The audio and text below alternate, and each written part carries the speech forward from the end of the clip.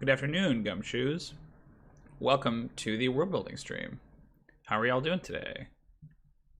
I'm sorry I'm a couple minutes late. There was a leaf blower man outside my apartment. Welcome. We are going to do some adventure prep for a game I've actually not talked about on this stream before. This is my Secrets of Sharn campaign. This is my only regular game with adults that I have right now. I'm running a lot of games for kids, as any fans of this stream can attest to. And we have a mystery to prepare today. The title of the video, or that description, calling it a mystery, is a little bit of a misnomer. Hey, what's going on, David? Because what I actually have to do is make a dungeon. But my players, many of whom are fans of mine, thank you, David. Many of whom are fans of mine, don't know they're going to go into a dungeon. So I needed to kind of obscure it and be mysterious. So yeah, let's dive in. Here, I'm gonna make one little change on my phone over here.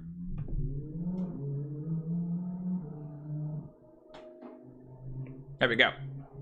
This is a pipe, actually, that I got from my friend Heather. You probably know Heather Lore from Season 1 of Experience Points. And she got it for me in Transylvania, supposedly. I guess that's supposed to be a dwarf there on the sort of face of the pipe. And I don't smoke, but I find it to be very soothing when I'm trying to brainstorm. So I like kind of to have it. It's a prop for one of the NPCs in the campaign. So I thought it might be appropriate to have it here while we work on this. Let's talk about this map that David pointed out. So I can't take 100% credit for this map. I did... you can almost call it like a cover. There is a map that's in the City of Towers book, which is the 3.5 supplement for Sharn. That's meant to be kind of like a map of the lower districts of Sharn. And this is largely based off of that. But I used a program called Dungeon Scrawl to kind of transpose it over into a format that would be more useful to me than the old PDF version of City of Towers that I have. What's fun about it is that obviously I use the blue, right, for that kind of old school D&D adventure map. But because the characters, when they go to this location, actually have a blueprint of it, I thought that would be really appropriate to literally give this to them, right, and say, this is the map you have. It looks exactly like this because it's a blueprint, right? It feels very thematic in that way. And that's what's been fun about this whole campaign, is that it is a very anachronistic, right? Eberron kind of lets you do stuff that feel like they're like almost like other genres that aren't really normally covered by traditional, especially FR, but other traditional settings. Like there's a lot of things that we just kind of hand wave. Like there's coffee is a big deal, and coffee makers in the campaign, right? Food trucks, all kinds of things that like don't really fit the classic fantasy vibe, but are a big part of noir, and especially neo-noir, that we get to put in our campaign. With all that out of the way, though, let's dive in and talk a little bit about this particular adventure. So you can see I'm calling it The Case of the Forgotten Foundry. The way this campaign works is that we sort of break gameplay down week by week. And when I say week, I mean in-game week, not out-of-game week. And they get a number of cases over the course of that week. Usually it's 3. I might vary it depending on what's going on in the world. And then they go and they investigate those cases and they delve into them. Usually the cases have something to do with one of the characters' backstories, though sometimes they could just kind of be atmospheric. This one pertains to one particular character's backstory, which we'll get into.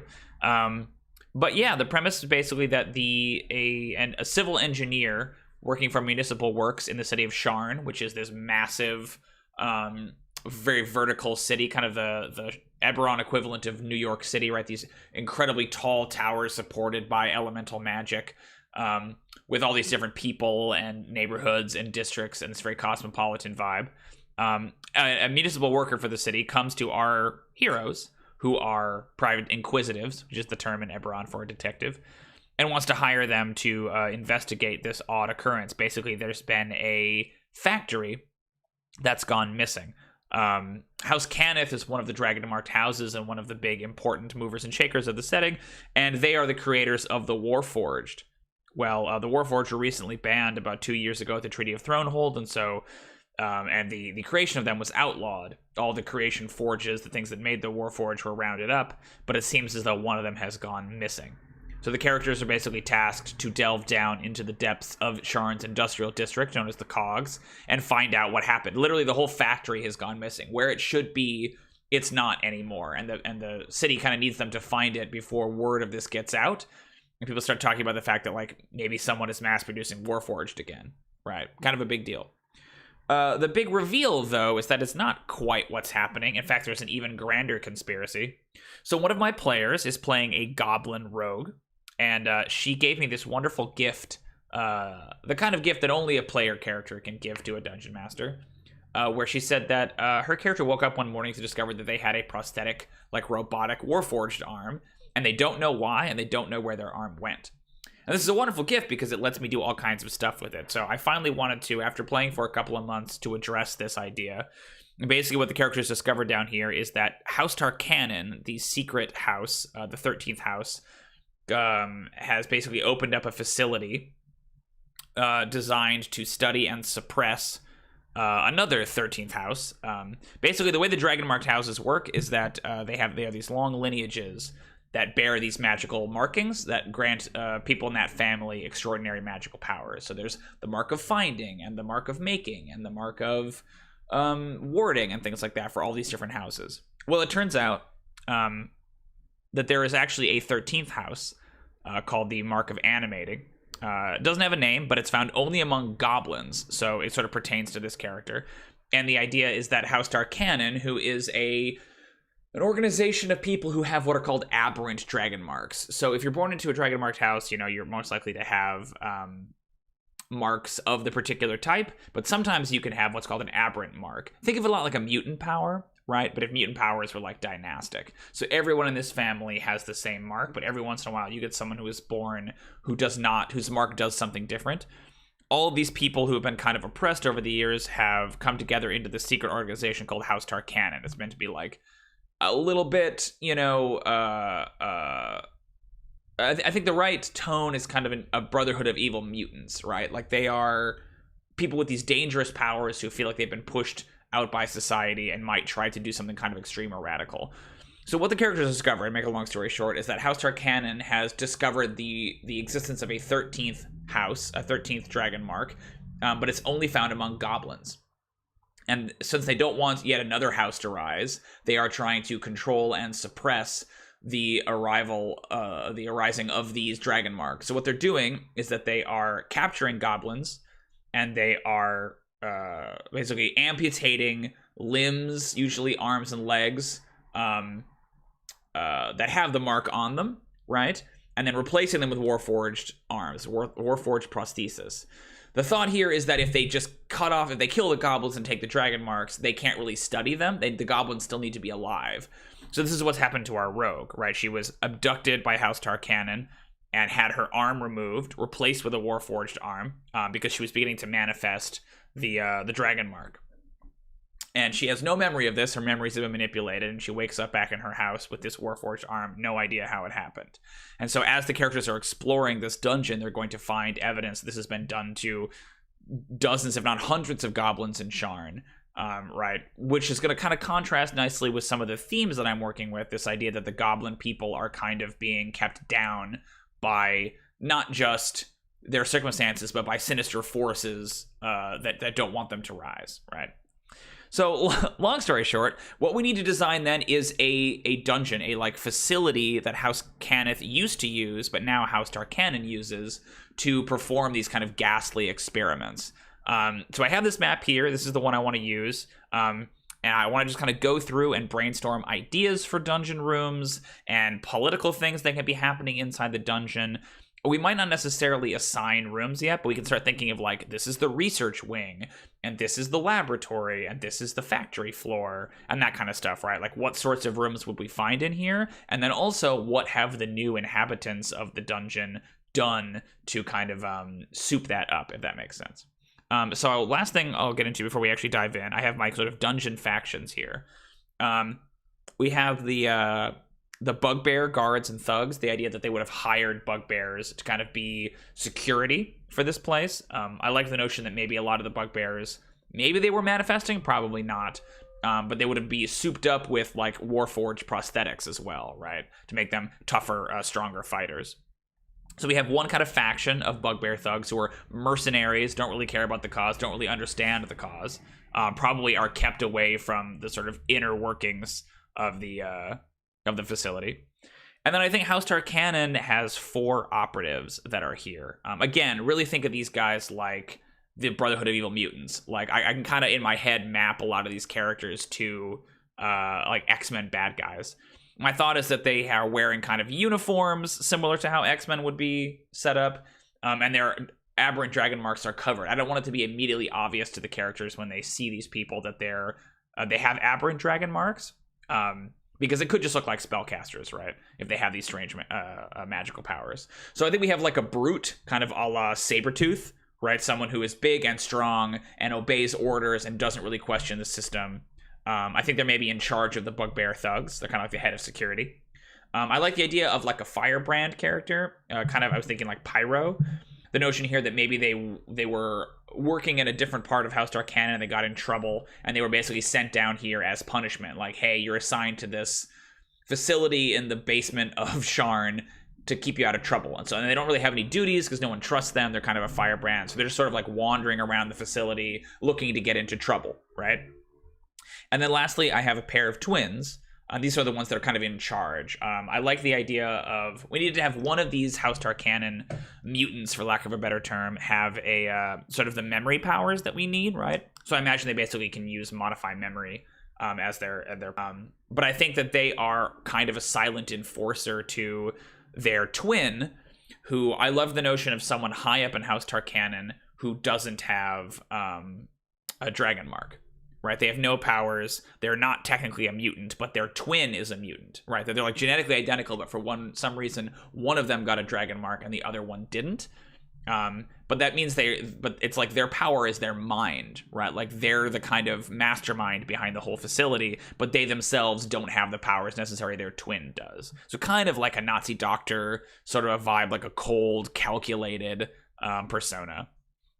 Great. And then the last faction we have, I think there's like a House Cannith prisoner. So the way that the creation forges work, they're these like big, weird, magical machines that can create not just Warforged, but all kinds of things. But they require someone who has a mark of making in order to get the machinery to work. So they would need somebody from House Cannith to help them. I like the idea that they have abducted someone and they're holding them prisoner and kind of forcing them to operate the creation forge. I think the creation forge might even be like partially damaged. Like it couldn't make a full Warforged, but kind of like a 3D printer, it could make certain parts of the Warforged, if that makes sense. So that's a lot, obviously, but we're gonna kind of go through. I think maybe we'll start with some broad strokes brainstorming in terms of like what are some cool locations and sites and places that would kind of naturally be in the factory. So let's see. Oh, let me check chat. Sorry, there was a lot of talking. Hey, what's up, Jack? Oh, that's awesome. I gotta be honest, Jack. That one's not mine. That one is Keith Baker himself, right? Like he kind of talks about them that way. I don't want to take credit for his analogy, but yeah, that really helped me click in the sense that they're not a house. House Tarkanan isn't a house that has like corporate interests. They're much more of a kind of again like a I don't want to say terrorist group, but they almost kind of have that vibe, right? Like I do think that what they're striving for, sort of equal rights for people for aberrant dragon marks and people in the dragon mark houses, is noble, but they might sometimes take it to extremes. You know, that kind of Magneto, Ian McKellen vibe. But let's write down some ideas here. Magneto did nothing wrong. Okay, so dungeon ideas. So I like the notion of, so if it's a factory, right, like some kind of an assembly line thing. If you look at the map, there's that big round chamber kind of towards the bottom left. I feel like that to me is the room where the creation forge is, right? So I could see it being a thing where, yeah, maybe there's even a way. I mean, it's hard. I'm pointing at the map now, but of course you can't see that. But I like the idea that this main area here, this like the big kind of open area in the middle, is the like primary factory floor, and that there's an assembly line that runs like from the room below the circular room up and then through, right, back and around, that like they spit the creation forge spits the things out, and then there's like a track, right, that goes along as different people work on it. So an assembly line, I think, is like a big dominant part of it. The factory floor is, I think, this large section in the middle here. And again, this is one of several facilities that are all kind of interlinked. This is the only one that House Arcanon is operating. The rest of them are all kind of defunct. So we don't have to cover every single conceivable thing that would normally be in a factory or in a plant, but you just want it to have like recognizable sites and features like that, right? So factory floor, I think, is that big area. And we'll get into like what are the changes that House Arcanon has made to it. I like the idea of a laboratory. A laboratory would be cool. I like the idea of, you got to have like sort of the private quarters for House Arcanon. They might be set up somewhere different, but you would need like barracks for the guards, right? Things like that. That's more of a modern thing, right? And when I say modern, I mean like, you know, in the dungeon now as opposed to when it was originally created. Let's say like you definitely want, like, if they're preserving all of these goblin arms and legs like in jars and they're studying them, you definitely want that room, right? Like the ghastly like limb storage room, which is cool. I mean, yeah, you could have like sort of working quarters, living quarters for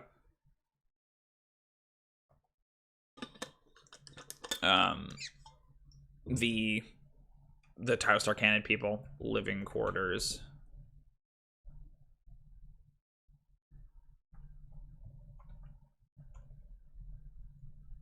Arcanon living quarters. And it might be like a converted other space, right? Like the factory probably wouldn't have that. You would presumably have some kind of like foreman's office, so it could maybe be in there, you know, that some of them are bunked out. Ooh, thanks to Army Kid. Storage room for raw materials is good.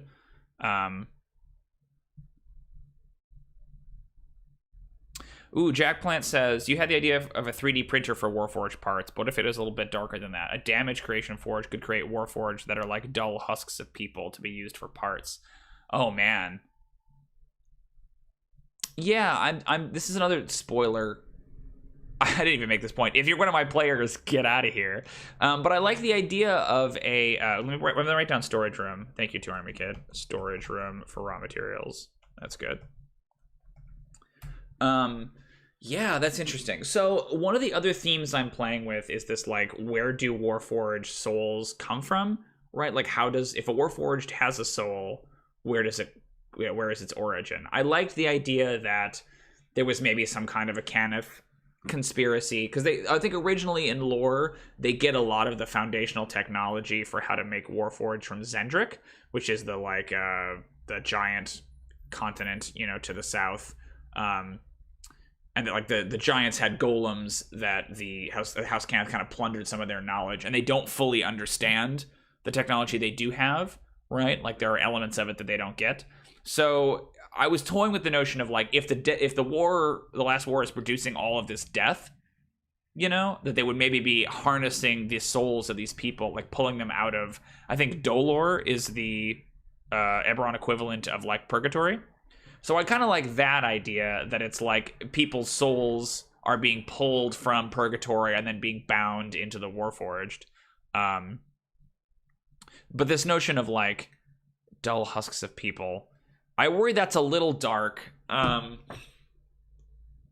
yeah, I mean, it kind of, what it reminds me of, Jack, it reminds me of, I don't know if you ever read Lies of Locke Lamora, but they talk about how in that he introduces this this material called Wraith Smoke, and the idea is that it can like gentle you. It basically like wipes away your agency, like you kind of become this like dull vegetable automaton who can like eat and sleep but has no personality. Like the idea that they're churning out like blank Warforged, right, and then just like disassembling them, and that the Warforged like will take orders but don't have souls, you know, which I don't know that which is kind of cool, because then it's like we have a Warforged in the party as well who's kind of interested in this plot. So seeing that of like, is this unethical, right? They don't have souls, they're just robots, but they can like take orders, and this Warforged looking at these like dull husks and thinking, that's just like me, right? What's the difference between me and them? You know, it would be immoral if you were breeding humans that had no souls. So it's kind of a similar idea, right? So let's put the Creation Forge obviously in there, and then maybe make a little note. That's interesting, Jack. I like that idea. Rather than 3D printing Warforged parts, the Artificer makes whole Warforged, but they don't have souls. So that they don't work as soldiers because you need to like very specifically give them every single instruction. Like they don't have any personality, they don't have any identity, but they're obviously alive. You know what I mean? They're kind of like basic constructs, which are disassembled for parts. That's cool. Thanks, Jack. I like that. What are some other rooms? Let's think of like 3 or 4 more other chambers. Let's put Goblin Limb Storage, because otherwise I'll forget. Do they have one goblin here who's like aware of it? So there's a plot line where basically this goblin, or the PC goblin who had her arm taken off, has a sister who I describe as having an aberrant dragon mark, which is unusual for goblins to have, but not impossible. And I describe it as like, but she's got it on her face, right? So the only way, the idea here was that like House Darkanon is aware of our PC goblin, and to sort of manage to take her arm, but can't really do anything about the goblin who has a dragon mark on their face, right? So instead, they're kind of like warming up to her and trying to see if they can bring her into House Darkanon and study her that way, as opposed to just killing her, right? Because again, if you kill her, then you can't study the dragon mark, it stops working. Yeah, I was gonna say, Army Kid, that's good. Like, holding cell for next goblin subject. Holding cell for goblin subject. Who's like unconscious, right? Ooh, cafe. Sharn bucks. How did we never think about Sharn bucks? But I do like the idea of like there being some innocuous place, like a cafeteria, right? Like if it's a factory, and then like shipping and receiving. I think shipping and receiving is a good candidate for like living quarters, right? Because it's kind of a boring room that nobody needs to live in. We don't need to have anything in there. It can just be like your bog standard thing. So if you look at the bottom of the map, so the top area, if you look way up at the top first, sorry, that kind of like long hallway, I think that's our entrance where the characters come in once they get through the kind of like illusions that guard the entrance. And then I think that I like the idea that the lower part down there, kind of the corollary to that on the bottom, is maybe the shipping and receiving, that it's like a loading dock, right? Loading dock. Okay, that feels pretty good. How many locations do we have right now? 1, 2, 3, 4, 5, 6, 7, 8, 9, 10, 11, 12. 12 is pretty good, I think. Let's maybe start assigning these and designing stuff. So I have kind of a, let me scroll that way you guys can see. I have kind of a principle when I do dungeons. I think most dungeons have one of, like most rooms in dungeons basically have one of 3 things in them. I think that your typical dungeon has either has an encounter, right? Probably the most common one. A hazard. Actually, you know what? Let's call it a challenge. A challenge, an encounter, or it has information. And it basically breaks down into those 3 things, right? Like, so a challenge would be something that the characters have to overcome, but they don't necessarily, but it doesn't involve them meeting another character, right? So like a trap is a good one, or like a locked door. You know, there are things that need to be overcome. They might even be things that like overtly threaten the characters, right? Like it could be, you know, a chasm they have to jump over, or it could be an earthquake that threatens to collapse the chamber, right? It doesn't necessarily have to be, it could be active or passive, but it's something that involves no other characters, right? You're not going to meet a monster, you're not going to fight, you're not going to talk. It's just like usually an environmental thing. And an encounter is pretty self-explanatory, but it's a pretty broad category because it can either mean like a fight, very overtly, or it could just mean there's an NPC in here that you interact with, right? That one's pretty self-explanatory. And then information is lore, right? It's like there might not be anything in here to do, but you might learn something, or usually there are clues.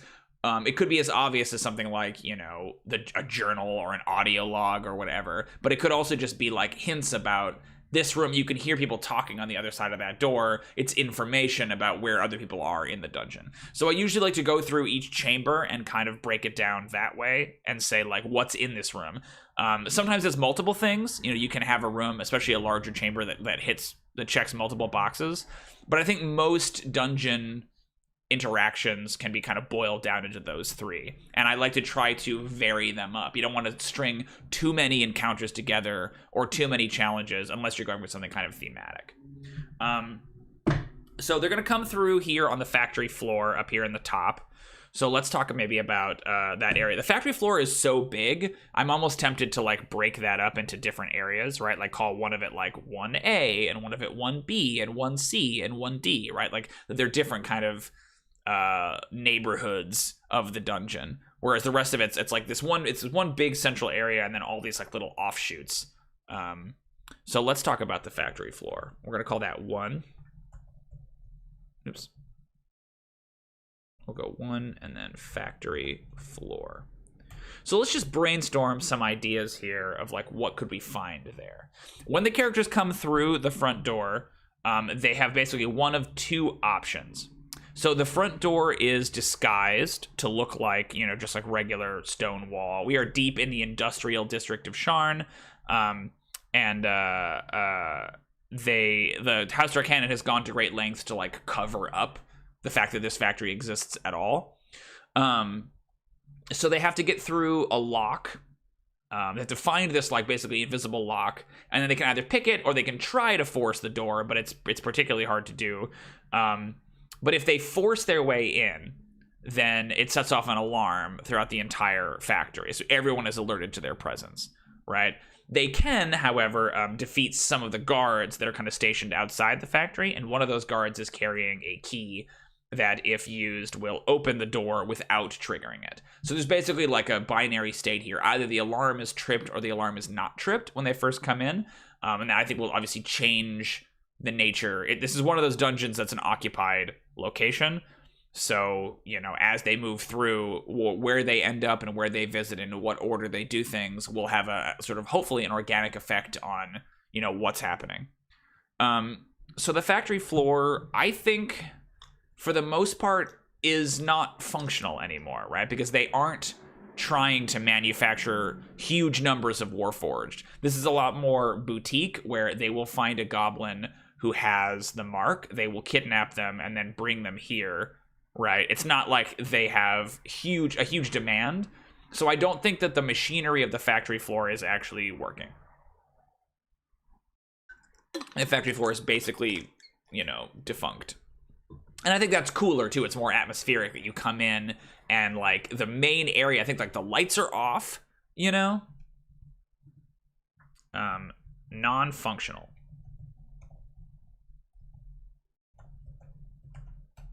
Lights off. Machinery lying around. Unused. I do like the idea of like, so I think then in this case, this feels more like maybe it's a challenge, maybe it's an information, but I don't think, at least in this first area in factory floor A, like near the top, that this is there's no encounter up here, I don't think. Machinery lying around unused. I like the idea of like lights, noises, and voices audible deeper in the factory.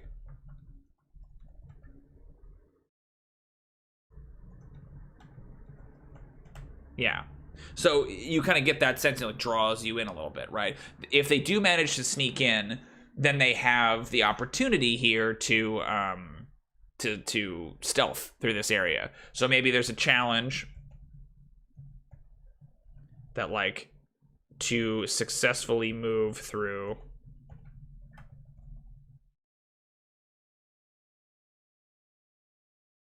no alarm.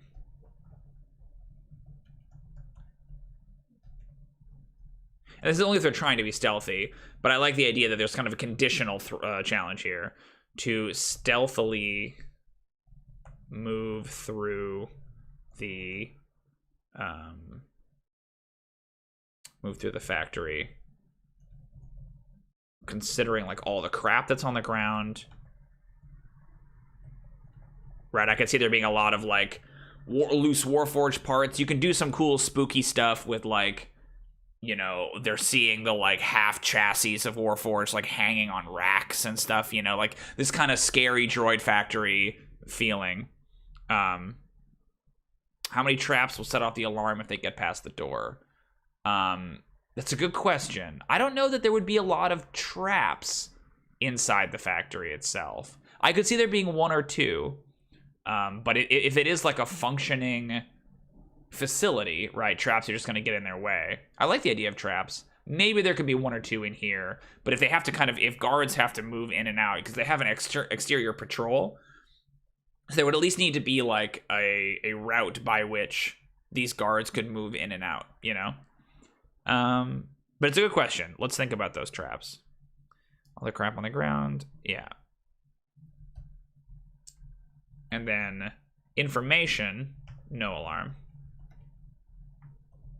I think, so if you look at the map, if you're coming in from the top area, right, and you're going through kind of like this bit of the factory, I think that door to your right, this is going to get confusing.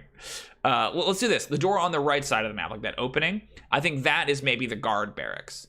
I don't think it was like originally intended to be the guard barracks, but I think it's where the bugbears have posted up. So I think that there's light coming from in there, right? When they first come in, they can see that like maybe the door is cracked and light is leaking in from that room. So this place is being occupied currently. And then if they are being stealthy, that gives them the opportunity to sneak past that, right? Did the Mind Twin have some sort of alarm spell set up in the office area or whatever control room they have? I think that's cool. Yeah. I think that there's definitely like an alarm.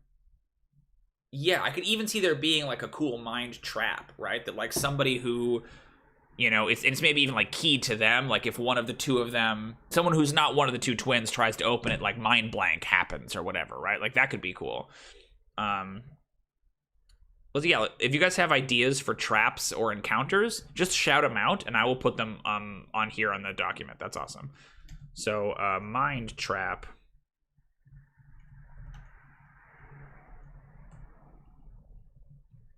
To protect their secrets, the Mind Twin established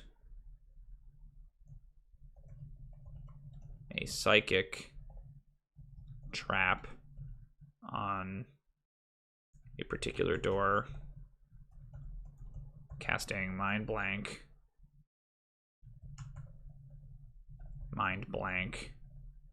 on anyone besides twins who tries to open it. Cool. Let me know if you guys can see that. I'm going to pull up OBS here. It may make me lag a little bit, but I just want to make sure that you guys can see what I'm typing. Okay, cool. Sick. Okay. So then light leaks into the main room.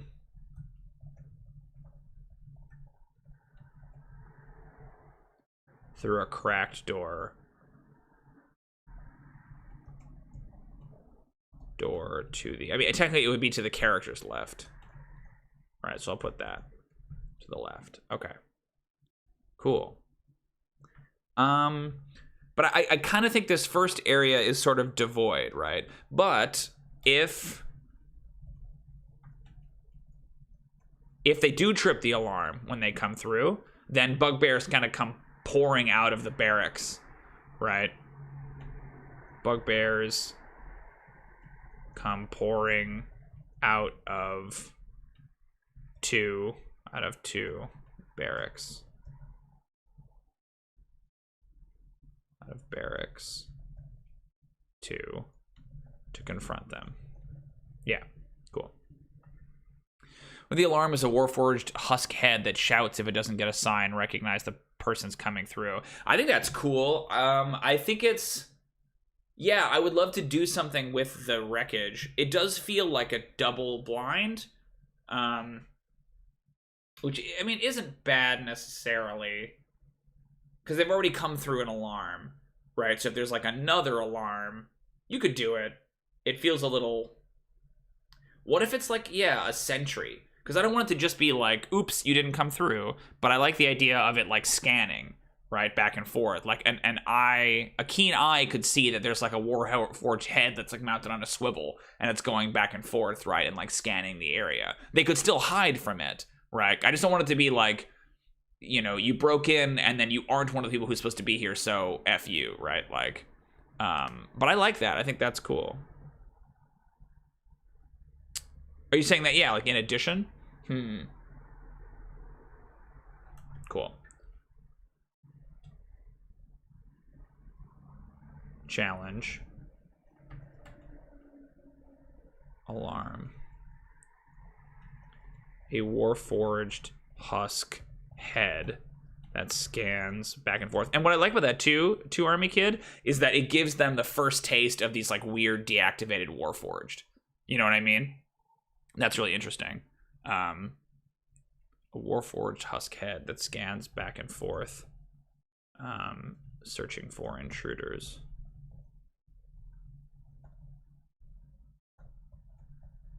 It can be avoided only by a...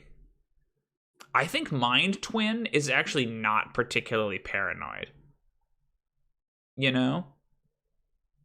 Because I think that they can read people's minds, right? That like they see that they would anticipate anything coming when they can't, right? But they think they can. Only by a successful stealth check. Cool. Great. Awesome. That's factory. I think that's 1A. Let's go 1A. Cool. Let's look at 2. So I think that's good for that sort of first section because it gives us a challenge, right? Yeah, and these two are actually kind of like connected. The ground is covered with crap, making it that much harder to sneak through. Cool.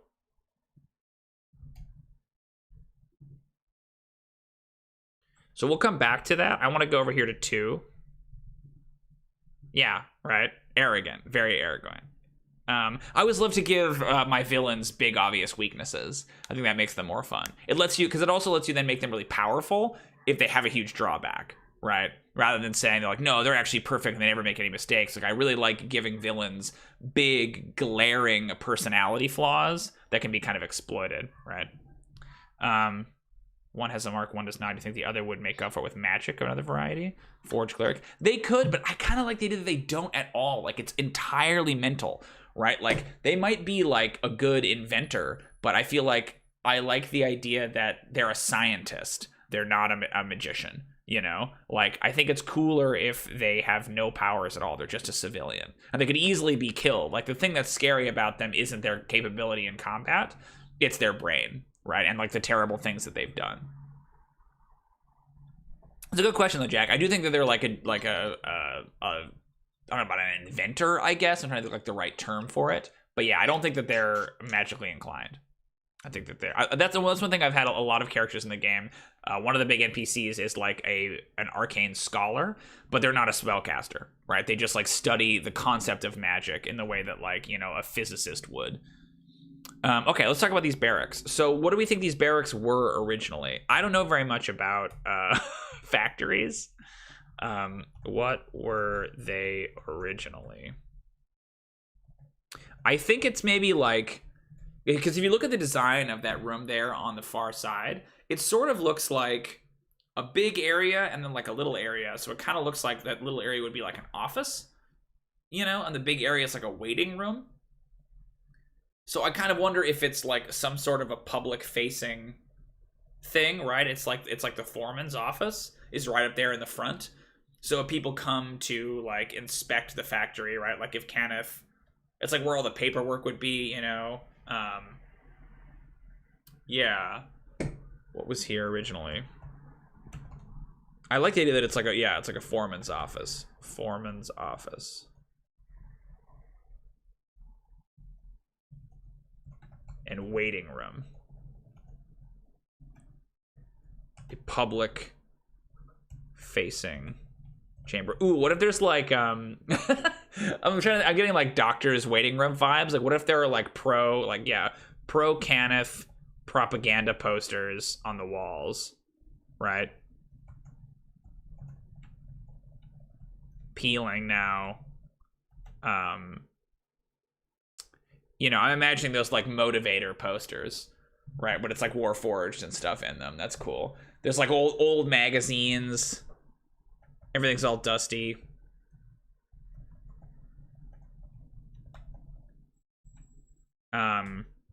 But I think it's been turned into the like barracks for the bugbear guards.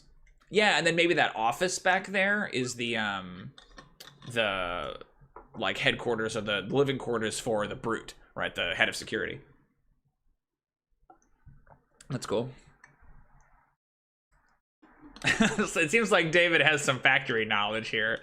They have a whole room just for paperwork and traceability. Yeah.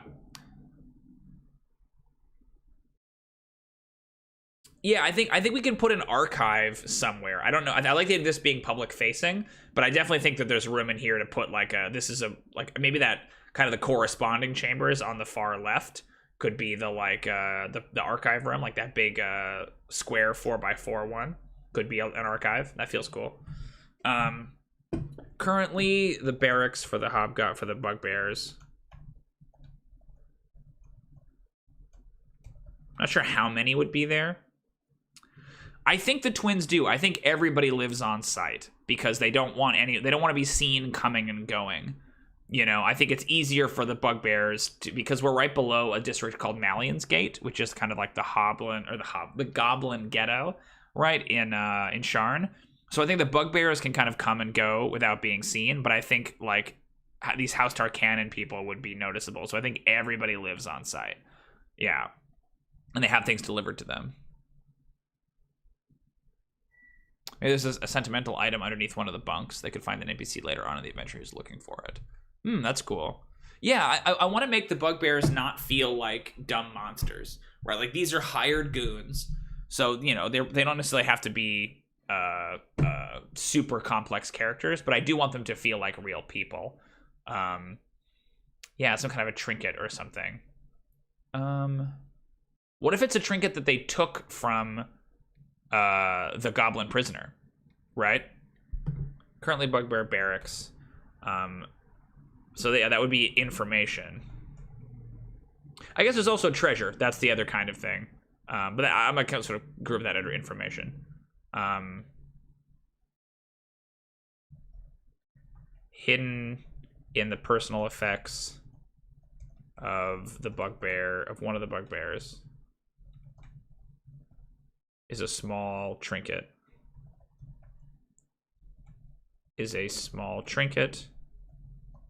Stolen from the goblin prisoner in room whatever.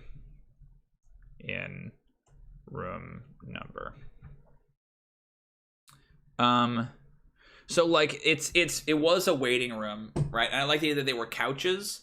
Like, are the couches still there? Did they bring in beds? Like, how have they arranged this room? And like, what kind of a challenge? Like, definitely there's an encounter in here, right? Like, I think at any time of the day there are bugbears that live here.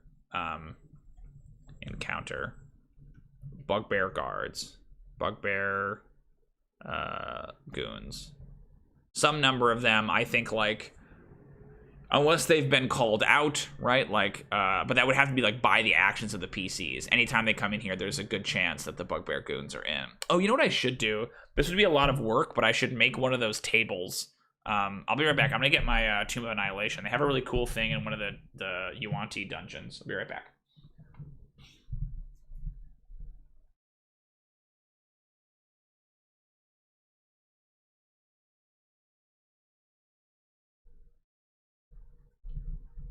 This is probably something to do once the adventure is done, but they have this really cool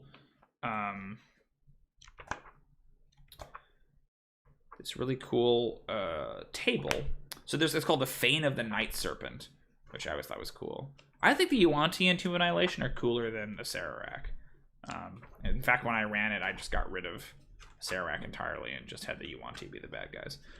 But they have this temple roster table and this temple reinforcements table, and it's basically like all the people that are in the temple at any given time, and then there's like at certain hours, like whenever the characters take a rest, one of these groups moves in or leaves. So it's like 1d4 Yuan-Ti purebloods escorting a type 3 Yuan-Ti Malison, or 4 Yuan-Ti brood guards carrying a type 2 Yuan-Ti Malison in a litter, or a Malison returning to the temple, roll 1d6 return its type, or a Yuan-Ti abomination arriving at the temple to challenge Rosnisi's leadership. Like, there's really good stuff, like that. I kind of like the idea of having a table like that to give them this sense of like people are moving through this place. And they have like, the temple roster is really good too, where it says like lists all the areas, and it says in area 1 there's this guy Noth, and he's got 4 Yuan-Ti brood guards, 3 swarms of poisonous snakes, and then notes they will remain here, and so basically notes like if they're confronted, the Yuan-Ti will remain here pulling reinforcements from area 2. The swarms are confined to the pits. So it's this like very handy way to look at the occupants of the temple and keep them all kind of straight, right, and figure out tactically what they would do. I think something like that could be really fun.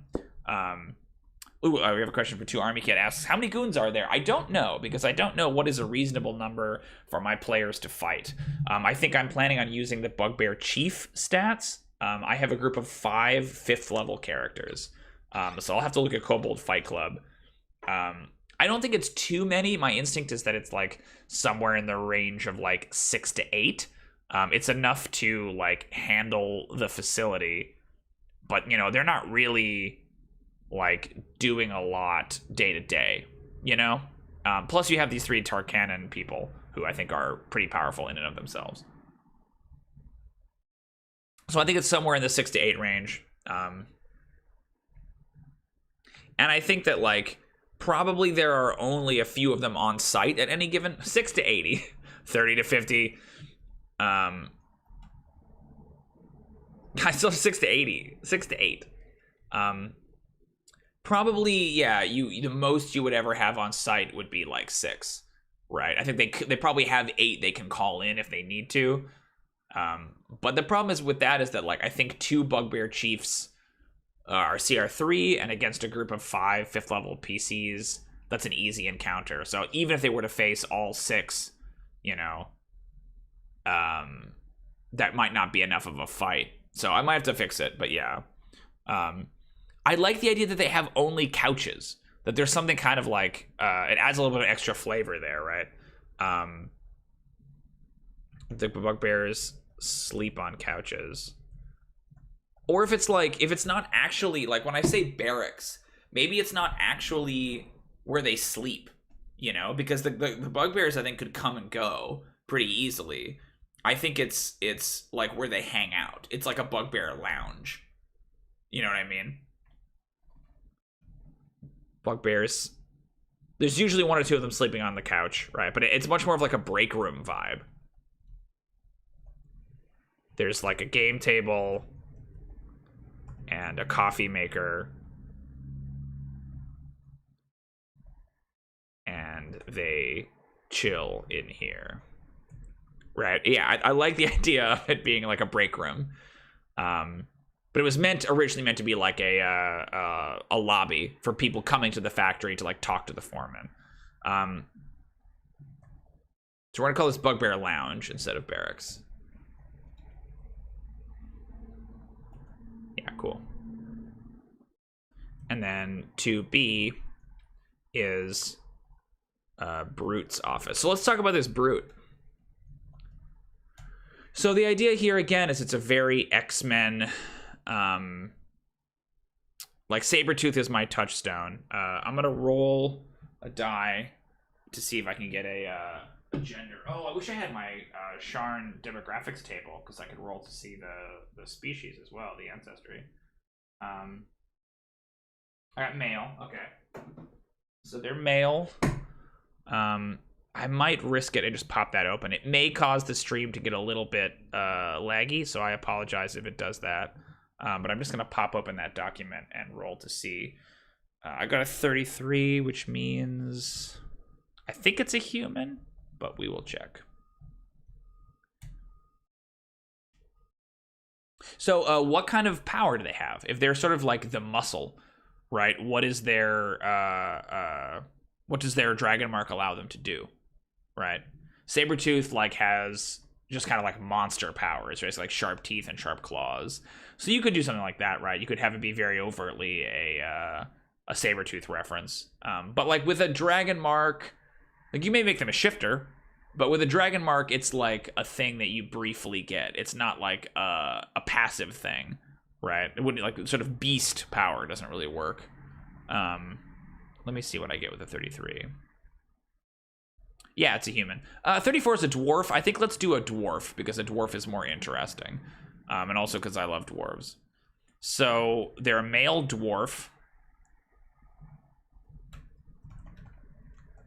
My instinct is that it's like the immediate instinct there is that it's something stone related, right? Like a stone skin thing or, you know, some kind of about their endurance or their like armor, you know?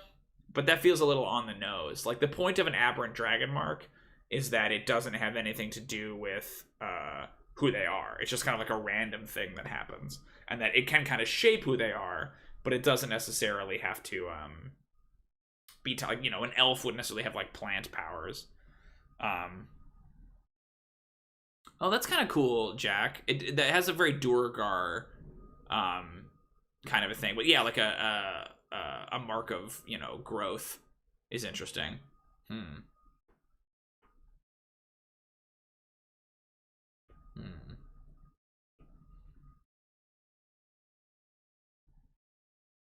Because yeah, you could just use Durgar stats, right?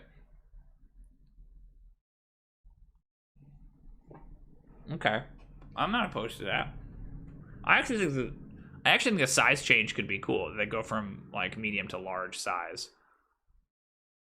Aberrant mark allows them to change size. They have increased strength and con.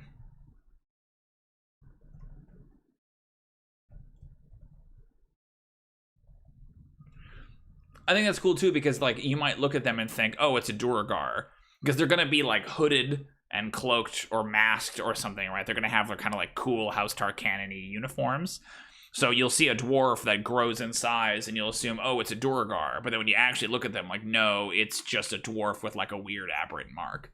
You know, I think a lot of this is going to be about kind of throwing the Inquisitives off the track, at least initially. I don't want it to just be a thing where they walk in and go like, oh, it's House Tarkanan, right? Okay, cool. Increased strength and constitution. So what's their like personality like? What's their deal? They have to have like a cool mutant nickname, right? Like how would they refer to each other? I think everyone inside House Tarkanan uses aliases.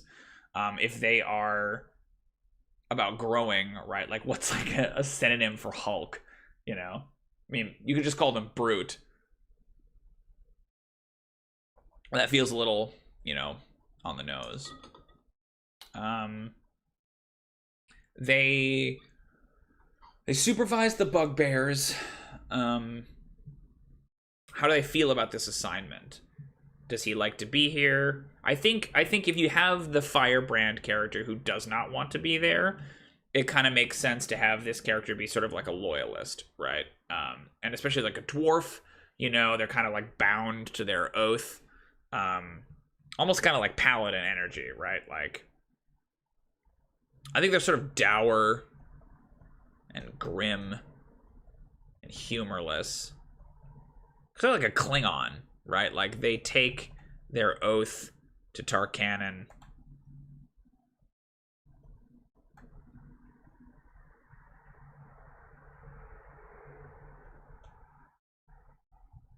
Very seriously. Ooh, what about this? But they hate the twins. Right? That like they don't like the twins at all.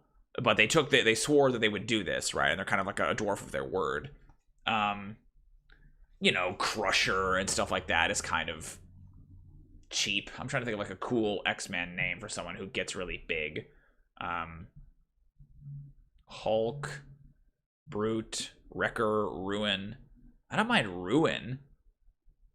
Ruin is kind of interesting.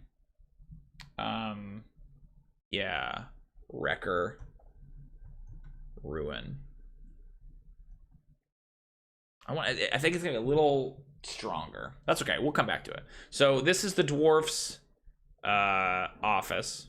It was once like the foreman's office. Once the foreman's office. Now Ruin hangs out. Yeah, we like Ruin. Okay. Here.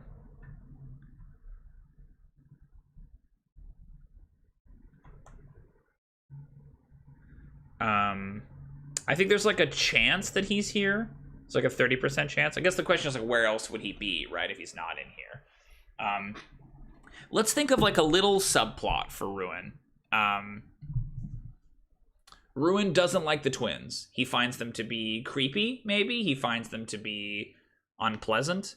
I mean, if he hangs out with the bugbears, I could see him being like a little sympathetic to the goblins, you know? He's like sworn this oath and he's going to do what he's told, but he might view what they do as being like distasteful, you know? There's a 30% chance Ruin is here.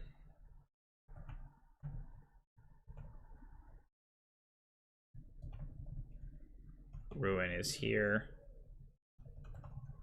There's a 30% chance he's somewhere else. It's a 60% chance he's somewhere else. Right? Or a 70% chance, I should say. So, like, what else can he be getting up to? Like, what's his little subplot, you know? This is the thing with dungeons, I find you always have to kind of, like, seed little narratives in there. So if he feels bad for the goblins, is there maybe a 30% chance he's in, like, the jail cell talking to the goblin? I kind of like that. So he's... thanks for the name, to Army Kid. He is in the holding cell talking to the goblin. The, like, Ruin is like maybe sympathetic. You could maybe with a good series of rolls get Ruin to help you out, right? And then there's like a 30% chance that he's does he serve some other function here, right? Does he like carry something or lift something or break something? Like, you know, what is his sort of like beyond leading the bugbears and being kind of in charge of security? He could be on patrol, but I feel like, again, he wouldn't show his face outside of the facility, right? Like, what's like one other function that he does? He could be moving things around, but that, again, it feels like he would get his underlings to do that. And it doesn't seem like they would have like a gym or like, you know, like a place where he would work out or something, you know. He could be arguing with someone, right? It could be like 30% of the time he's there in his office, 30% of the time he's in the holding cell talking to the goblin, and 30% of the time he's like, he's arguing with Firebrand or whatever, right?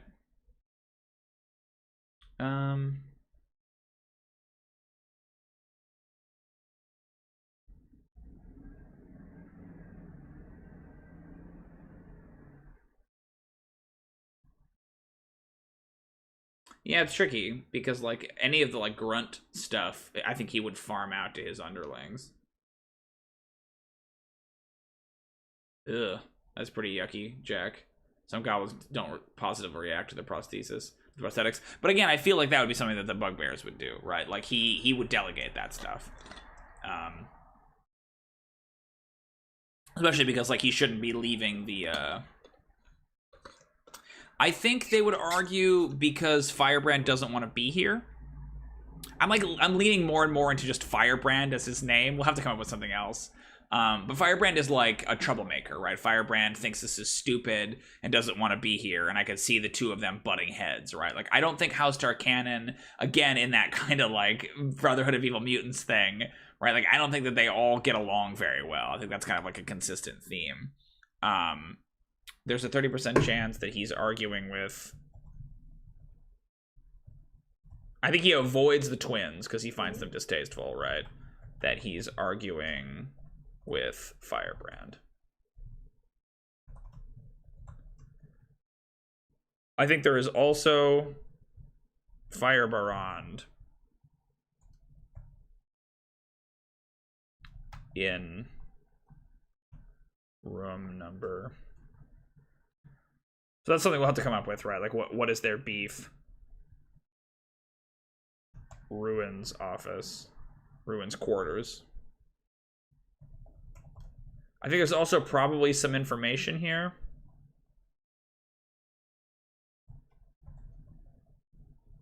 Right, like Ruin keeps some manner of notes or documents or something incriminating.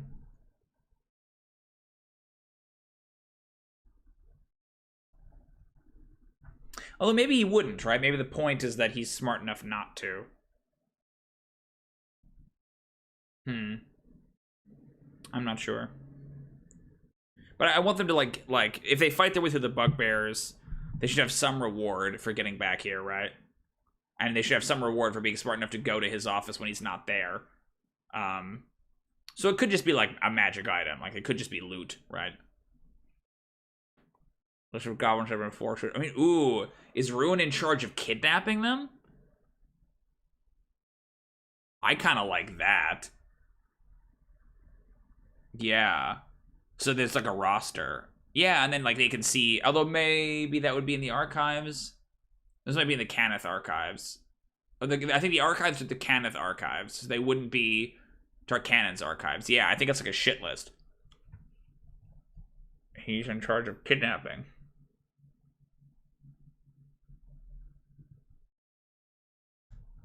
He's in charge of kidnapping goblins.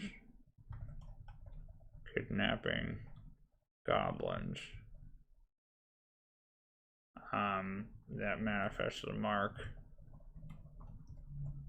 And imprisoning them.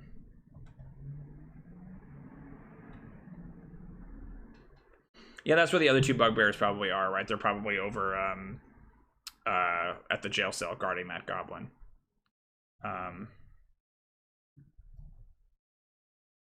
A roster of all the goblins that have been forced through the process. Yeah, that's awesome. The process. Cool. And I like that too because it gives him this like guilt. Like he feels shitty about it, right? Like he's the one that has to go and do this stuff, but it's on some level he feels like he knows what he's doing is wrong, right? But he can't really like get out of the system. Yeah, that's cool. I like that. It doesn't exonerate him, but like it gives him some depth. Okay, cool. Let's go to 2B, which is kind of this arm of the factory over here, right? So it could just be, I think, more factory stuff. I would be tempted to like put something here. If arm 1A, the kind of like northern arm, right, is sort of empty. It's got that eye, but then the western arm, right, feels like it should be different from that. What did we have there? We had a challenge and information, depending on.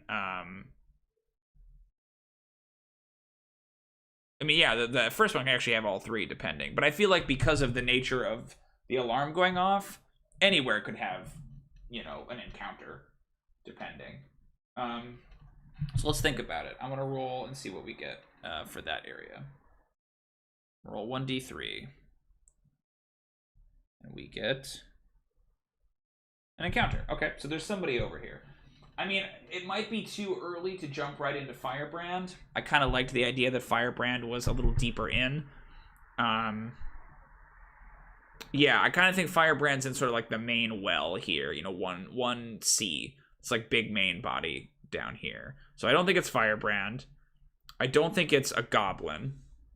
I don't think it's a bugbear encounter, right? Where do we think the jail cell is? Maybe the jail cell is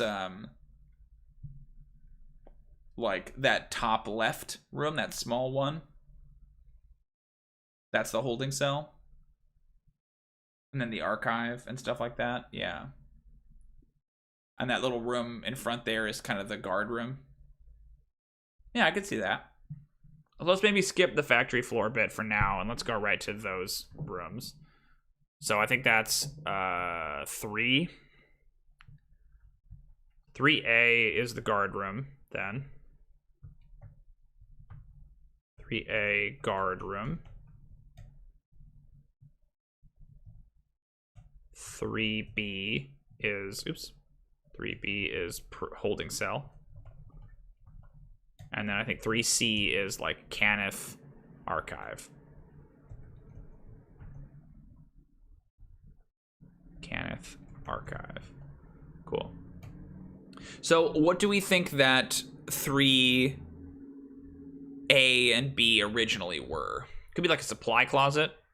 You know, that again, that kind of feels like a logistical area over there, right? We'll start with the archive, because that is like legitimately the archive, and we know what that is. A locked door, ignored by House Tarkanan.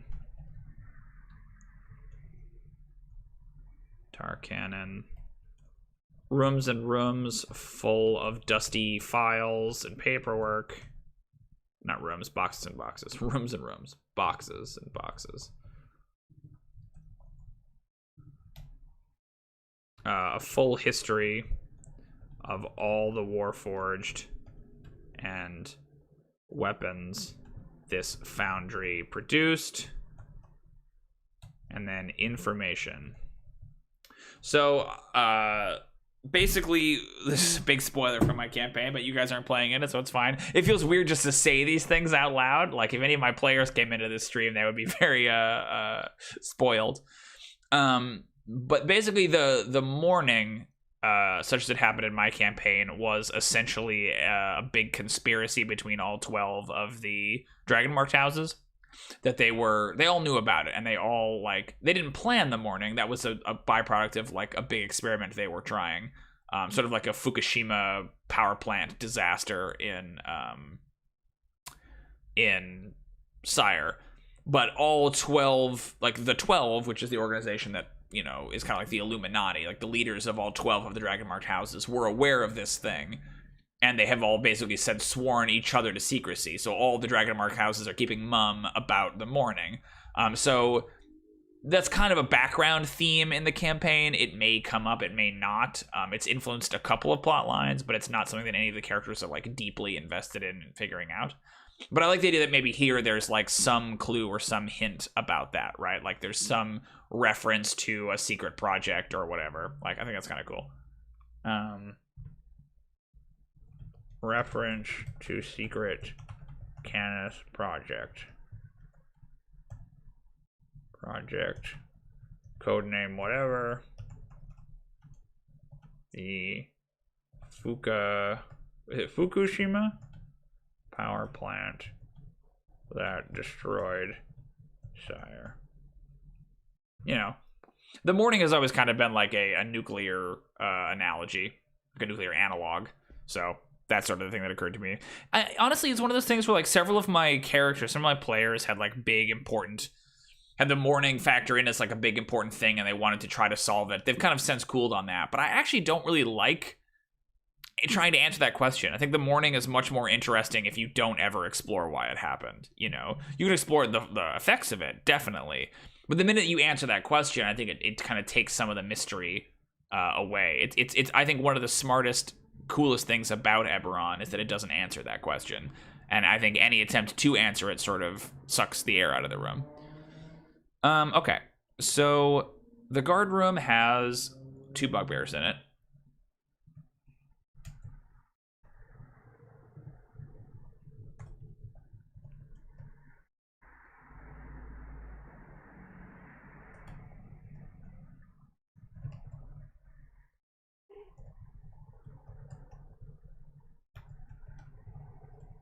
A goblin prisoner. I don't know what this room used to be. What was this room? What did this room used to be? A break room. David, if you're still around, we could use your factory expertise. Oop, that's too far.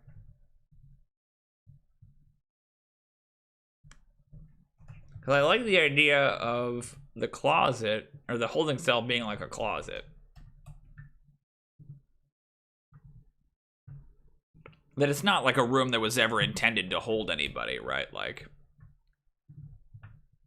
originally a broom closet, now an impromptu prison cell. So, it's a,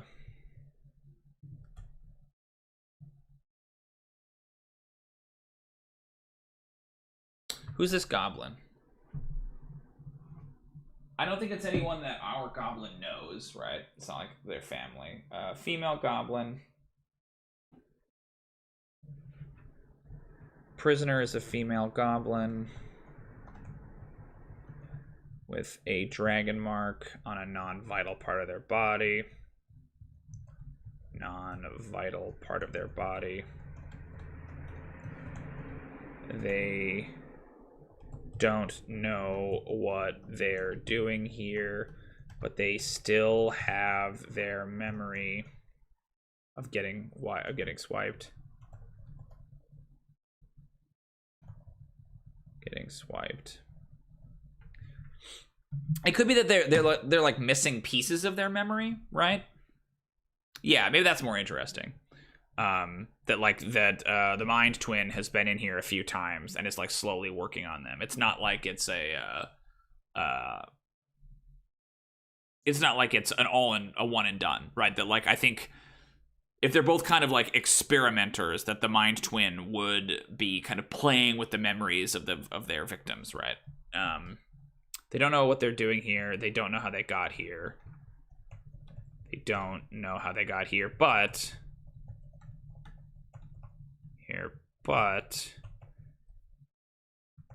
they do have some knowledge of the facility because the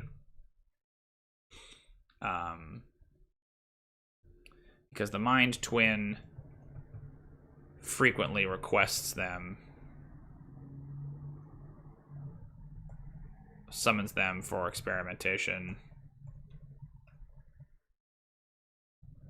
in the in the lab.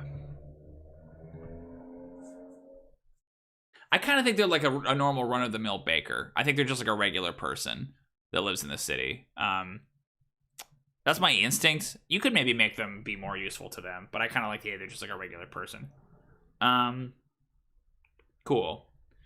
I want to figure out what guard room like 3A is, but I think that's probably fine.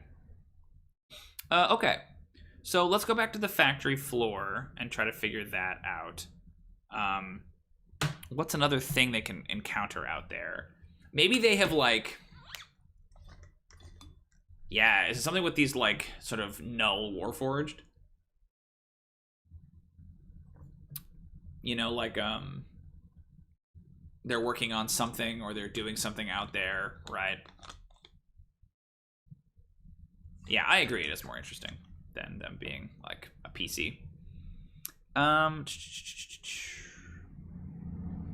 So 1B is also factory floor. 1B, factory floor. Oof. Vroom vroom out there. Yeah. This is what's tricky, is it feels like these should be different sections of the factory, but I don't know enough about how a factory works, right, to have any good sense. Because like the assembly line, I think, is a little lower. It's kind of in the main well of the factory. So I'm trying to figure out what would be like on this arm of it, you know. The Warforged have a command phrase. I could see that. I think that they have like very specific instructions you have to give them, but I could see them having some kind of a command phrase. They're much more like golems, right? But if it's an encounter and it's not with the bugbears, what would they be set up to do over here, right? Ooh, you definitely have to have like, I don't know if that's here, but you definitely have to have like a chop shop area, right? Where they like, there are a couple of Warforged, or somebody, could be the Cannith Artificer, whose job it is to like disassemble the Warforged, right, that they create. Yeah, that's kind of spooky. Like, I almost like the idea of like, because you'd also need like a surgery room. Oh, maybe that's what the Mind Twin is, right? He's like a doctor, who's able to like, you know, attach the Warforged arm. So maybe, excuse me, maybe this is the like the factory side of it, right? That like they spit these guys out, they make these Warforged, and then they're like brought over here, and so it's like a workshop almost. Yeah, workshop.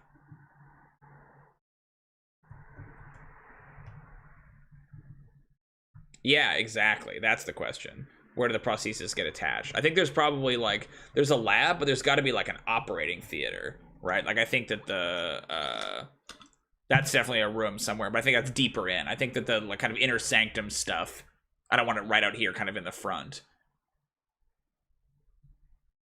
But I think this is the Warforged workshop where they like disassemble the Warforged parts, right? And then they take them over. So there's like a big metal slabs with decommissioned Warforged on them.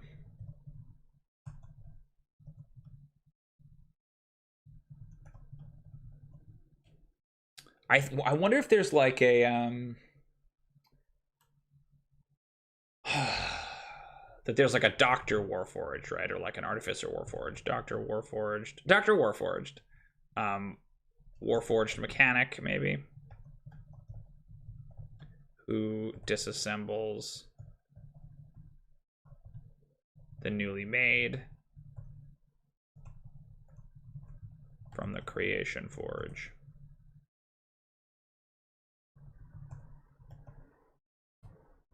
Fogey Forge. God, I can't type. They have explicit instructions. This is an encounter.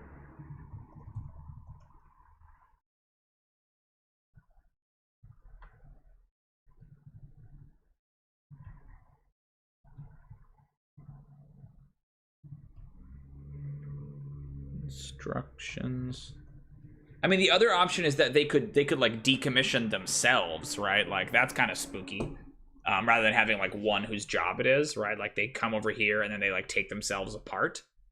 And there's just like a big heap of deactivated Warforged that like have lost their arms and legs. Yeah, that's spooky. I like the idea of the workshop, but no, I think you would need one. Yeah, no worries. A maintenance room, inventory lockup for expensive parts, a water filter. Look at you coming in. Thanks, David. I appreciate you driving while you're listening to the stream. That's awesome. A maintenance room, inventory lockup for expensive parts, a water filtration room. So those are kind of like works. I think a maintenance room is good, but that sort of feels like,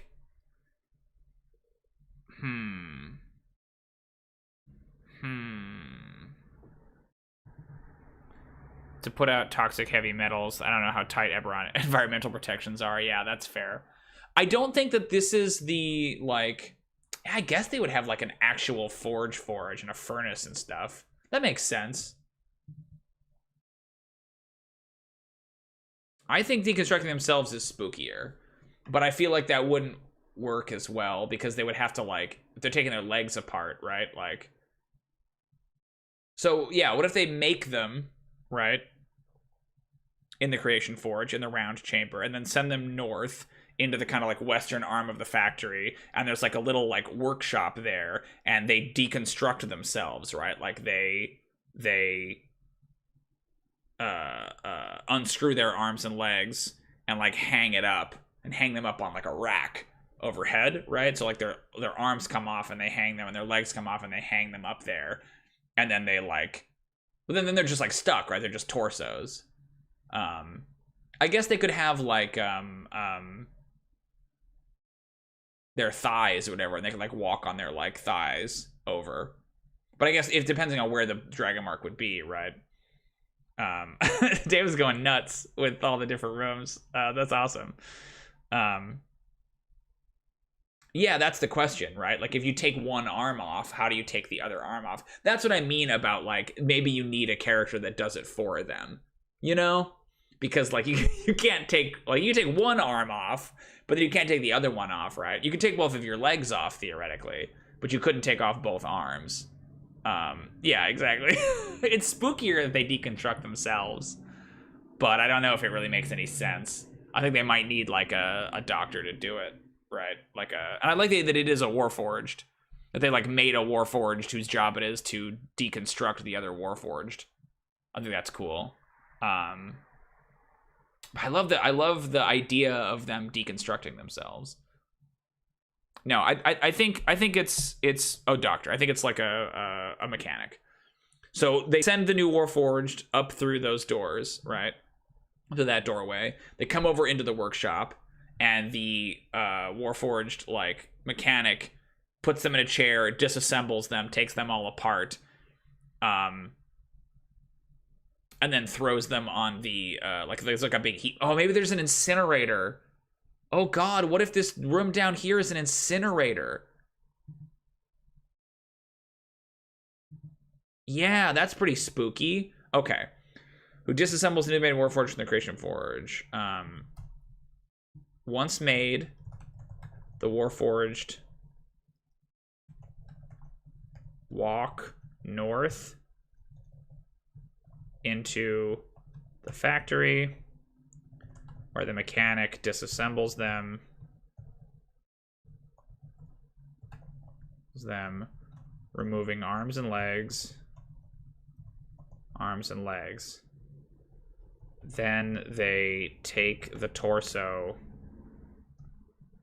and pitch it into the incinerator.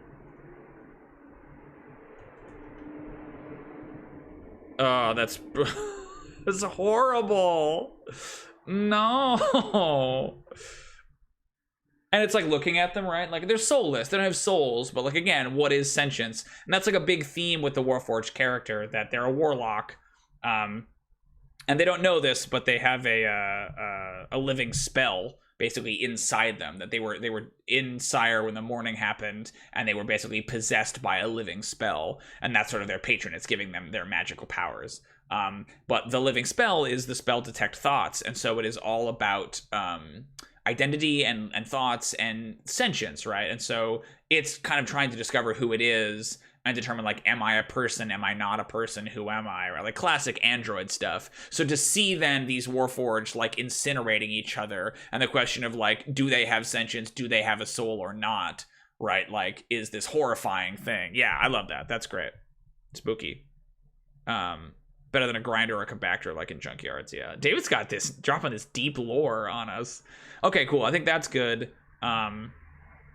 Grinder would be pretty horrible. I think an incinerator is it's cleaner, because then it's like molten slag that they can then use, right? Like, yeah, they can repurpose the metal. I also think that they're like weird Warforged that are just the metal chassis. I don't think they have the wood, right?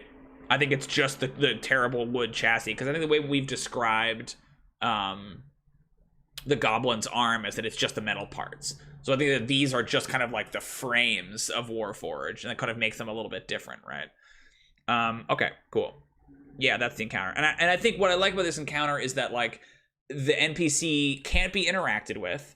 Right? I mean, you could like stop it, you could grab it or something, but it can't be talked to, and like it's not a combat threat. It's just like a spooky, ghastly scene.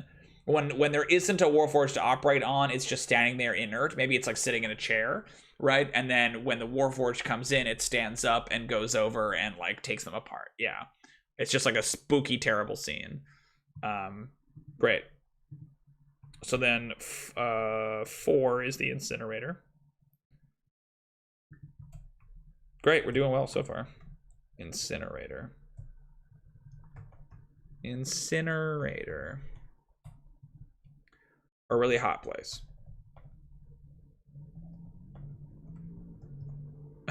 Cool, got it. 5. So let's go across the hall and do this other little collection of 3 rooms here.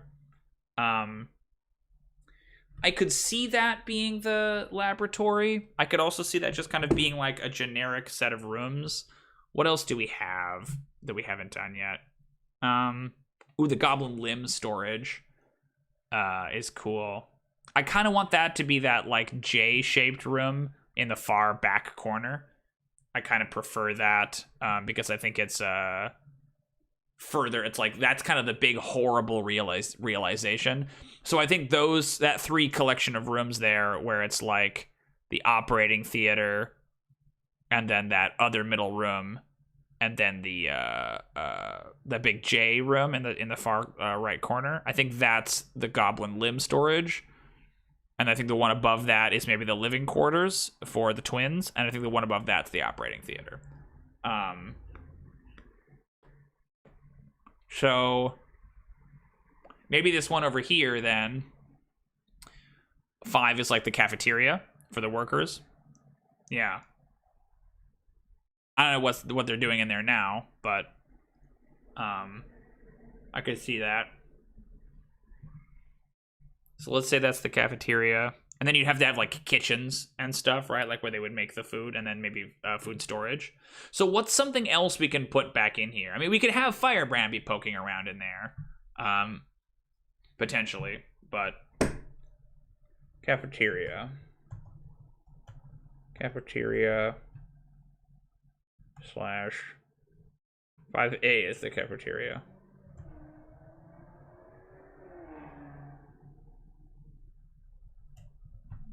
It's not an especially big place, but I like the idea that it was like largely, like the factory is largely automated, that the whole place could have probably run on, you know, a handful of actual workers, you know,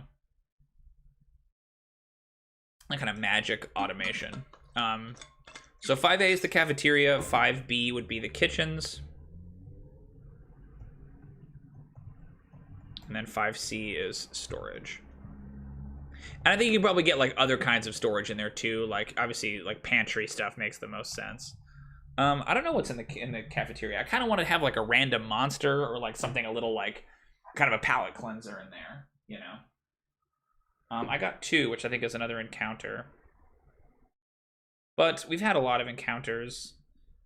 I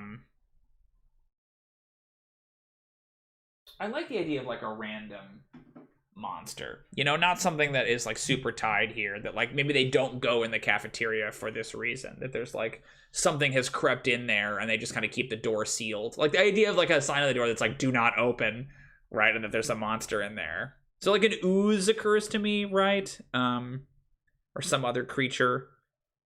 I kind of like the idea of just like a little bit of like a random dungeon element, because we don't really have anything else to put in the cafeteria, you know.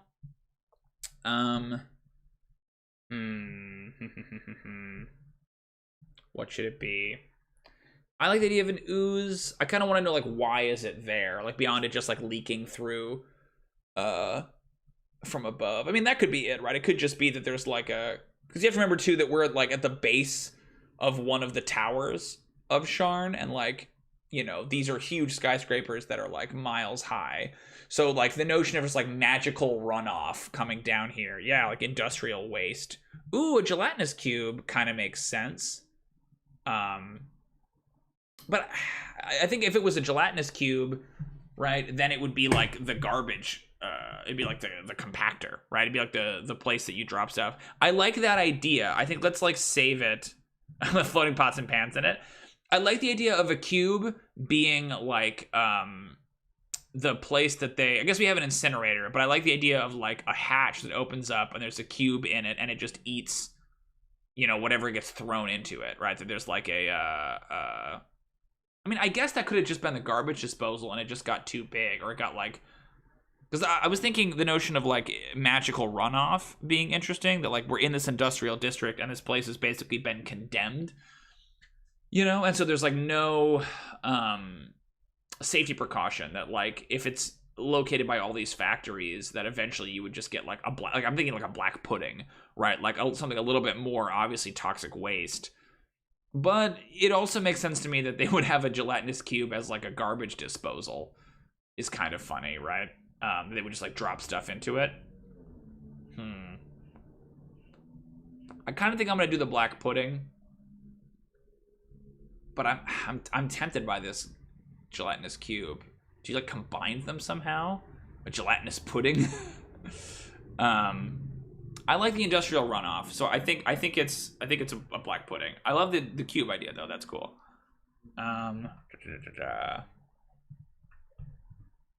A black pudding.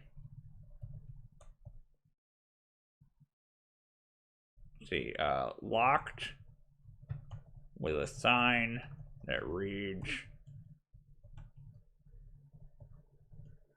"Do not open."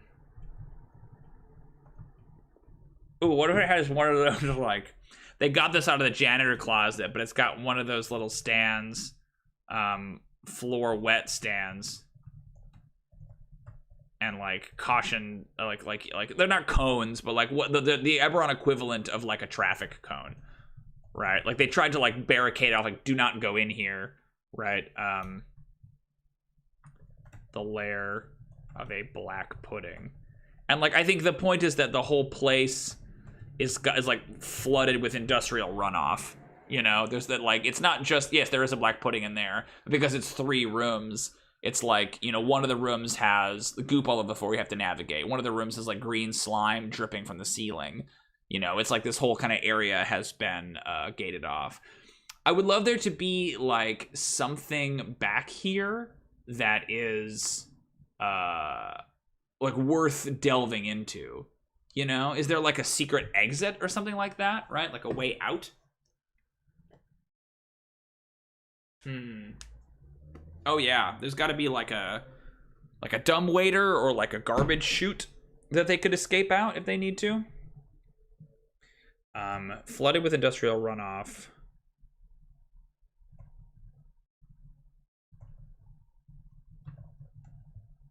Industrial runoff. So I think in this room we have a challenge.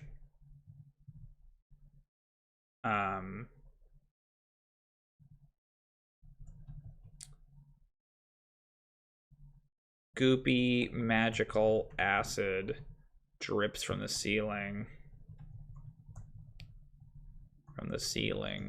Creating a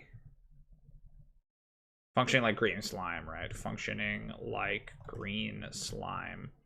And then I think in the kitchens, that like basically in that space in between there, right, there's like a big pothole is the wrong word, but I think it's something like that, right? That like the ground kind of like sags and they have to like jump across this like 10-foot to progress deeper into the room.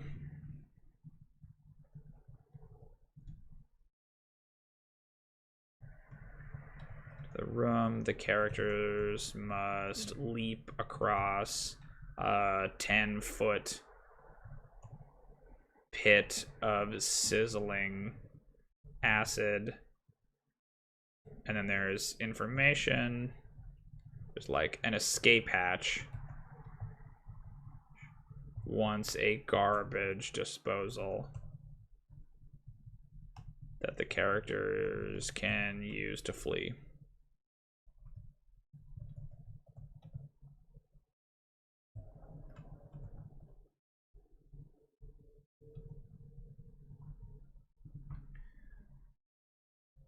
A dumbwaiter is funny, but it feels like a dumbwaiter would go down to like another place, right? Like where would, if this is a factory, like where would a dumbwaiter lead them?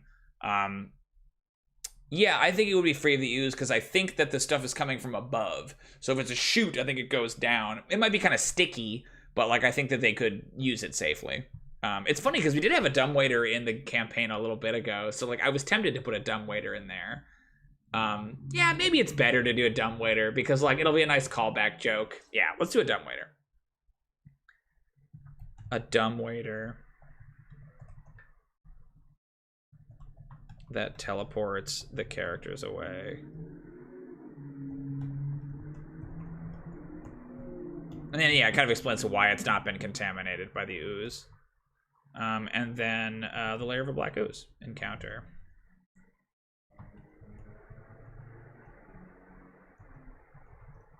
The layer of the black pudding. Cool. That's good enough for now. I'm just trying to hit these things. We only got about 20 minutes, so I want to see if I can get through the rest of this. Okay, so let's kind of go over to the left side of the map. We're going to deal with like the Creation Forge and those handful of chambers there. So the round room one is obviously the Creation Forge. That we've established. I think that that square room far to the left is maybe the furnace, you know, and then you can get like the channels of heat that run out into the Creation Forge. I don't know what that top room is, the one that like separates the round room from the left wing of the factory. I think that little narrow hallway that goes to the left of the Creation Forge leads to like the prison cell essentially for the Cannith prisoner, right? And I think that there's still the assembly line. So maybe that's what those two chambers are, right? Like the one north and south of the Creation Forge are part of the assembly line. So let's just call this 6. There's going to be a lot of rooms here, but 6A we'll call North Assembly. And then we'll call 6B Furnace. Because I think there's something cool about connecting. I can maybe even go into the map and connect the incinerator and the furnace, right? 6C we'll call the Creation Forge. 6D and 6E, I don't know exactly what they are, but they're the like prisoner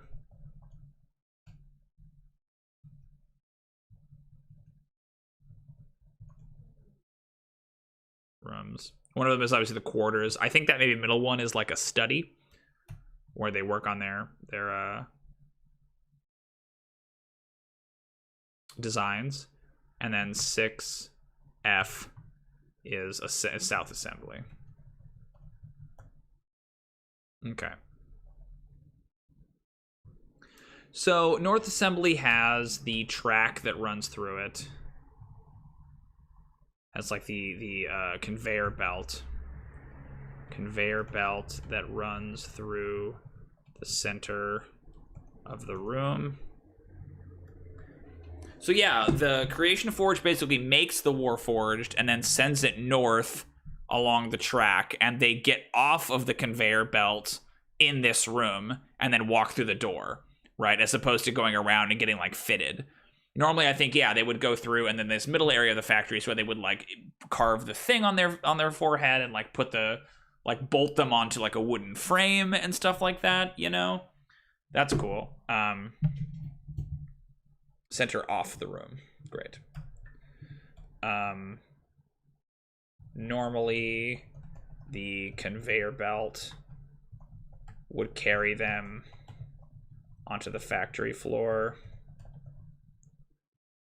Instead, the Warforged climb off the belt and walk through the northern door. Northern door. Okay, so we've done a lot of encounters. I think some kind of a challenge here could be interesting. I don't know what. But that's kind of the premise of that room. We can come back to it. The furnace is just a really hot room. Another really hot room. Another really hot place. A funnel leads molten slag into the creation forge, which is used to make the Warforged chassis. So the creation forge is like a very weird thing. It's like a floating, like, it's got kind of like an arrow shape, right? It's like weird floating device. How it works is kind of a mystery. You have to interface with it. It's very sci-fi. So I think like that's in the center of the room. The like molten lava or the molten like slag pours into the top of it and then kind of funnels down through it. Maybe it fills the chamber or whatever, right? It makes the Warforged, but it has to be activated by the Cannith Artificer. So molten slag, a strange device in the middle of the room. It's like, and they're huge, they're massive, right? That floats in the center of the room.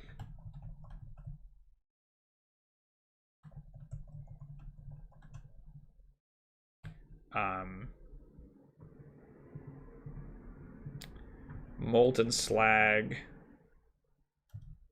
flows into its top to an orifice near the top, an aperture, we'll say.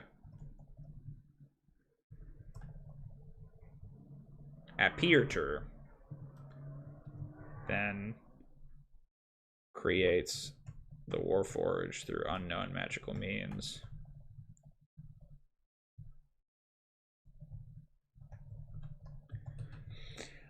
So my initial instinct with the Cannith prisoner would be that they are like shackled to the creation forge, but if they have these other rooms, you know, it makes sense to me that they would need to have a little bit more freedom of movement.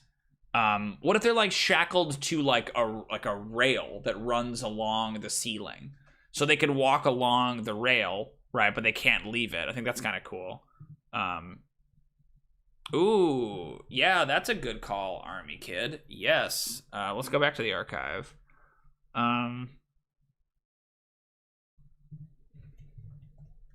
Like, I think you could even just like say information treasure. Any number of the blueprints here could be sold for a goofy amount. Could be sold for money on the black market. Cool. So I think that encounter. So who is this Cannith Artificer? Actually, I don't think they are an artificer. I think there's something kind of interesting, because all you need is the mark of making to operate it. So what if they like... What if they don't... They're not an artificer, right? They don't know how to make Warforged, and they had to teach themselves, right? That they like... This is the only person that... This is the only person that like House Tarkanan could get their hands on without it causing like a big scandal. So they're like some really minor member of House Cannith. Yeah, a minor functionary at the bottom, at the very bottom of House Cannith. They were presumed dead during the morning. Presumed dead during the morning, but were actually kidnapped by House Tarkanan. And forced to work here. Decidedly not an artificer. They didn't know how to operate a creation forge a year ago, and have only now begun to teach themselves, and have only begun to learn everything there is to know.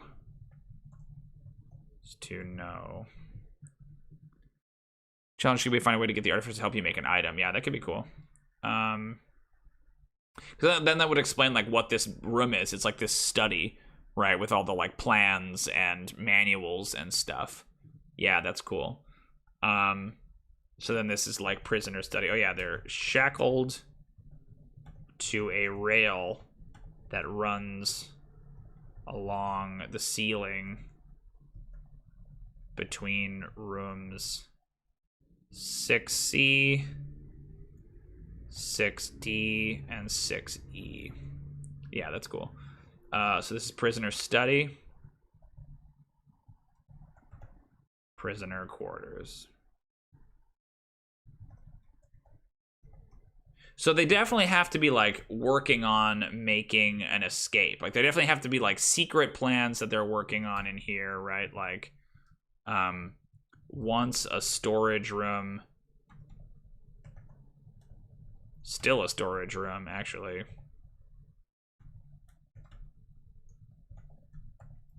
for metal and ore, now converted partially into an office, for the prisoner to study blueprints and manuals.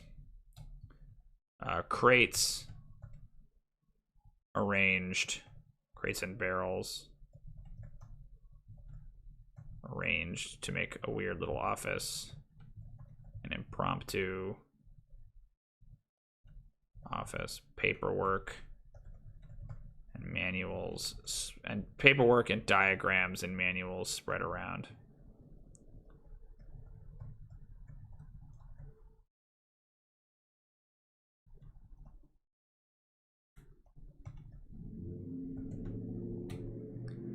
There's gotta be like he or they in secret created a warforged with a soul. What they don't know is that it has the soul of a goblin who didn't survive the surgery, right? The surgery. They're stored here, hidden here. They're hidden in this chamber. And the Cannith prisoner doesn't know what to do with them. Could they help facilitate an escape? Yeah, that's cool. I'm not sure what's in the prisoner quarters. Something.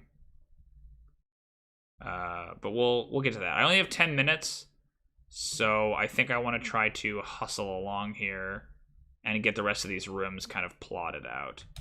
So, South Assembly, not much to say here, but basically the conveyor belt that runs through the center of the room, and normally it would carry them out.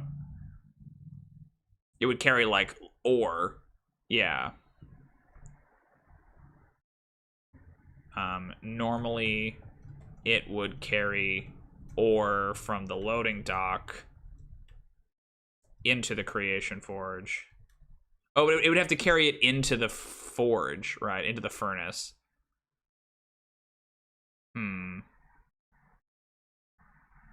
Yeah.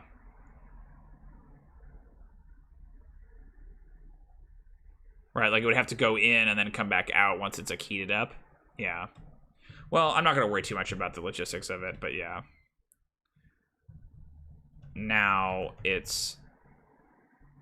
I mean, it would still have to function, right? Like they would still have to load it on there. Yeah. It still does that, right?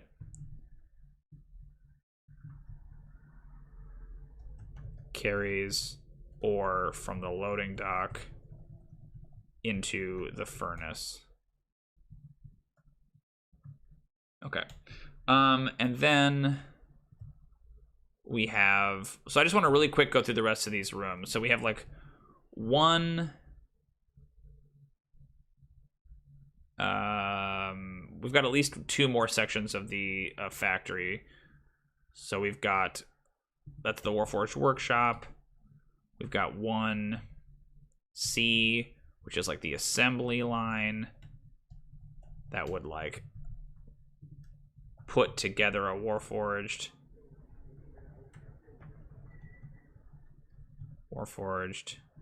Staple the chassis to a wooden frame. Carve the symbol, etc. Sorry, I'm just trying to rush through the rest of these. I don't know what's in this like bottom square chamber, but we will get there when we get there. There would also be a loading dock. It's like 1D.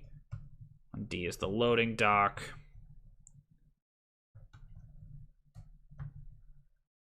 Where ore is shipped into. Also where Warforged are shipped out. Which we'll figure out. And then 7. 7A is the laboratory. Here's where the surgery is done. Here's where the surgery is done.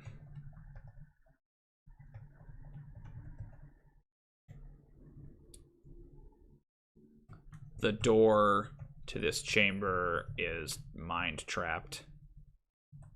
So, mind trapped, which we talked about before, right? Or mind blanked.